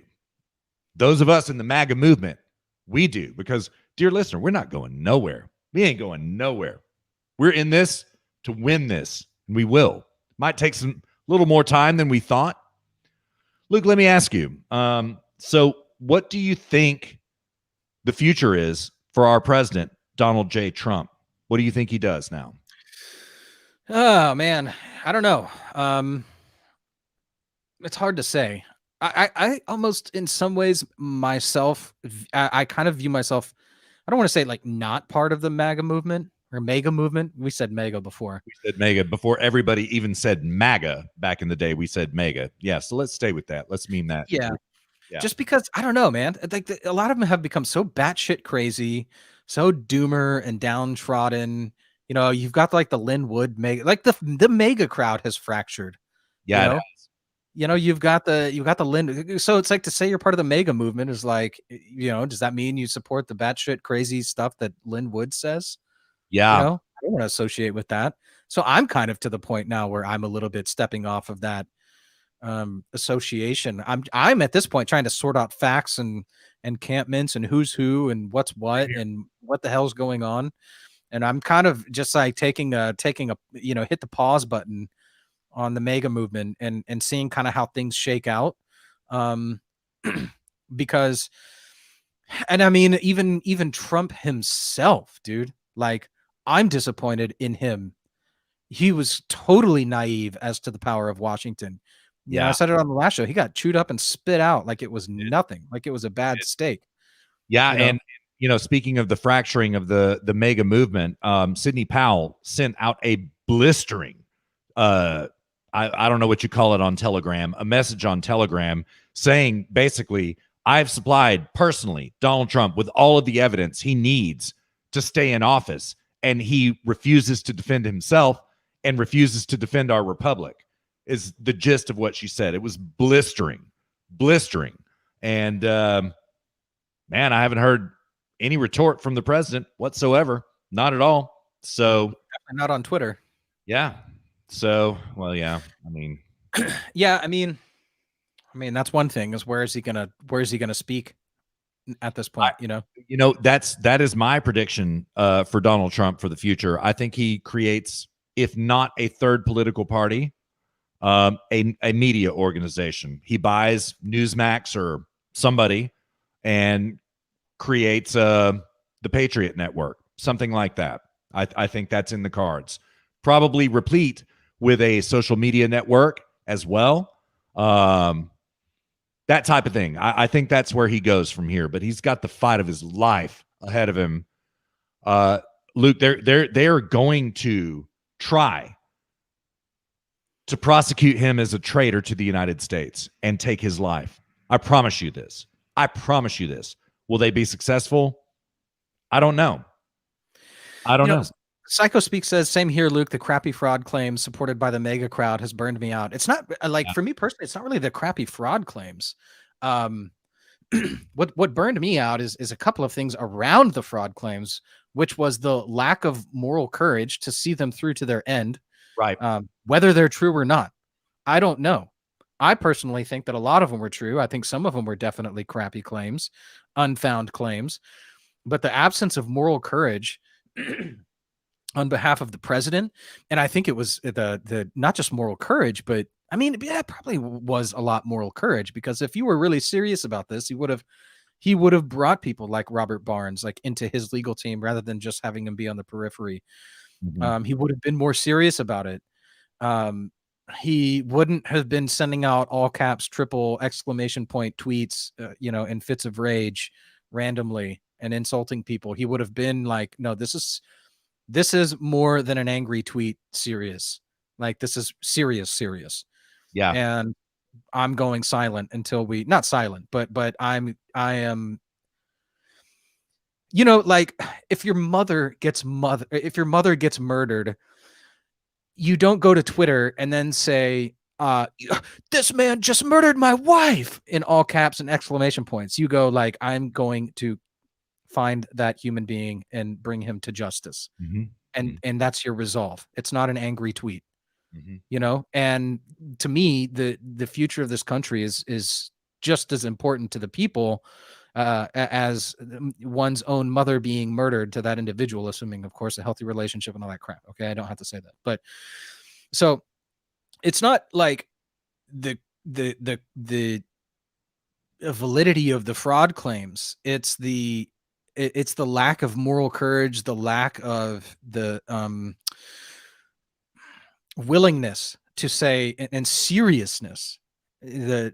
And by that I really mean just the unseriousness around all the fraud claims. It just was so disparate, fractured, disorganized, unconvincing, embarrassing in many ways. The way the whole thing was handled. If the fraud claims are false, I hope they're false, because then that means that we have an honest election and we just lost for some reason. If the fraud claims were false, you would think that Joe Biden would come out in favor of auditing of elections, but he didn't. Right. No, and by the way, Luke, these are not fraud claims. These are fraud facts. Here is the evidence.com. Dear listener, go look for yourself. Red pill yourself. Read Peter Navarro's three-part essay about the Immaculate Deception, part 3 of which dropped Thursday. Read it, because the election was stolen. Right. Yeah. And a lot of people will say, like, oh, well, these are just people saying stuff. Like, look, there is witness testimony, fact testimony, and expert testimony. Yeah. Expert testimony are not fact witnesses. They're expert witnesses. So they count too. Data scientists and people like that. That also is used in a court of law and permissible as being evidence. Yeah. So that's one thing. That's one aspect. It's just the way that the claims of fraud or fraud facts, whatever you want to call them, was handled. It's just allowed to happen. Yeah. Allowed to happen. And then the other thing for me personally was just the rationalistic, trust the plan. On December 6th, this is going to, no, it's actually December 11th. Oh, no, it's December 21st. No, what? Actually, it's January 1st. And then January 2nd comes. 6th. Yeah. Then it's a inauguration day. Yeah. I'm very frustrated. Dude, and I'm still seeing them going, Donald Trump hasn't, he didn't say Biden would be the new he said a different administration. Yeah. I'm just like, it's embarrassing. It's absolutely embarrassing. And this is also the mega crowd. So it's this rationalistic, just nothing actually anchored in reality as it relates to anything actually happening, Right. mixed with the moral weakness, the unwillingness, and the unseriousness on behalf of the mega crowd themselves, namely Trump and Rudy Giuliani and everybody else on the right, to actually do anything about it, but beyond having some sort of again embarrassing and disorganized protest at the Capitol, for now which everybody is now being skewered and barbecued. Yeah, they are. Even So- Bacon Alaska got arrested. Did you hear that? So Yeah, Yeah. I heard that. Yeah. So, you know, there you go. So, you know, am I supposed to stand here and be like, yeah, mega? Like, no. Who am I standing with? Who are we standing with? I don't know who I can stand with as part of the idea of it, and kind of being proud of being an American and right out standing of for the American sense of life and this sort of stuff. And Trump did some things like deregulate a bunch of industries, and like yeah, sure, great, but that's not really what's happening currently, because Trump's about to not be the president anymore, and we're just playing games and deluding ourselves at this point. That's what the mega crowd has turned into. Yeah. Q LARPers. Okay. You have your day in court right now. You have 3 days of the presidency left. Okay. Your day in court is right now. Let's see what happens. You know what will happen? Nothing. Nothing will happen. A peaceful transition of power. Oh my God. That's what's going to happen. Right? That's what's going to happen. Yeah. And so, dear listener, so we stand on the real field. Okay. Not the fictional one. We stand on the real one. Okay. And I'm trying to be careful about my terms, and I'm at a loss for words at the moment. We fight the real fight, not the LARP fight. Okay. Not the Capitol riot fight. No, we don't do that. We fight the real fight. It is ideology. It is philosophy. It's politics. That's where we go. That's where we go. And that's the way forward. Yeah, right now it's the time to zoom out a little bit and get a little more meta about the understanding of our current political climate and the future of our country. We need to be more meta and not so zoomed in on Trump and politics and the Q LARPers and this bullshit. I'm not saying you are, Russ. We're on the same page. Yeah. I'm not taking that. Not at all. Yeah. Time to take the camera, zoom out a bit, get a little more meta. And let's think higher level now at this point. I think that Jordan Peterson has this thing he always talks about. He's like, we need to get more lower resolution or something like this. I don't know. He always like talks about this like resolution. I don't know. It's been so long since I've listened to him, because poor bastard, man. He's been down for the count for a while. Yeah, so, he kind of deplatformed himself over there. Yeah, he did. Yeah, he did. Man, that's like the ultimate deplatforming. Self-deplatforming? No. Having somebody prescribe you benzos. Oh God, man. Yeah. Boy, they did a number on him. That's for sure. Yeah. So, yeah. I can see is like, the psychologist that he went to that wrote that prescription was like, so when you say deplatform, how deplatform? And then the man in the black suit's talking to him, benzo deplatform. I'm sorry, I don't mean to laugh about that, but I'm sorry to laugh too. Really we love you, man. We love you. So yeah. There's like there's like a spectrum of deplatforming, and the all the way to fully deplatformed is benzo deplatformed. Yeah, contaminating your biological form. Yes. That is the ultimate platform. Yes. Yeah. Yep. Well, we are at 1 hour, 58 minutes. Do you want to call it? Yeah, let's do it. Dear listener, Luke is leaving some stuff on the table. I'm leaving John Weaver on the table, Kung Flu on the table, some well wishes to our president, Antifa, which was completely involved in the Capitol raid, probably more so than the mega crowd at this point in time, according to arrests. And I think we did a decent job of covering everything else. So we've got stuff on the table for next week, assuming that nothing happens this week. But dear listener, this is going to be a hell of a week. It's going to be a hell of a week. And we'll get through it together, as we always do. We'll meet up on the trail once again for episode number 112 next weekend. Yeah, and thank you everybody for dropping in the chat. Ken, Psycho Speak, Dan. We didn't have Nate drop in this week, Nate man. didn't come by this week. Nate, I think Nate's busy today, man. I don't know. Maybe there's European football on. Yeah, probably. That's probably what's up. So, yeah. All right, dude. Well, before we bounce out of here, don't forget to follow us. You can find me on Gab at Cool Hand Lucifer. That's LUKEFAHR. Russ will be on Gab soon, I guess, at Russ ZGM. You can find us on Facebook at Zero Gravity Med. Right now, still on Twitter, you can find us at Zero Gravity Med. Find us on YouTube by searching for Zero Gravity Media and just looking for our logo. And you can find all of our audio on Apple Podcasts, iTunes, Stitcher, SoundCloud. I'm trying not to say the platform which shall not be named. And tune in. Indeed. It who shall not be named. All right. Podbean has become the Voldemort of Zero Gravity Media. Absolutely it has. With good reason, dear listener, with good reason. So, yeah. All right, dude. All right, dear listener, I want to leave you with this closing thought.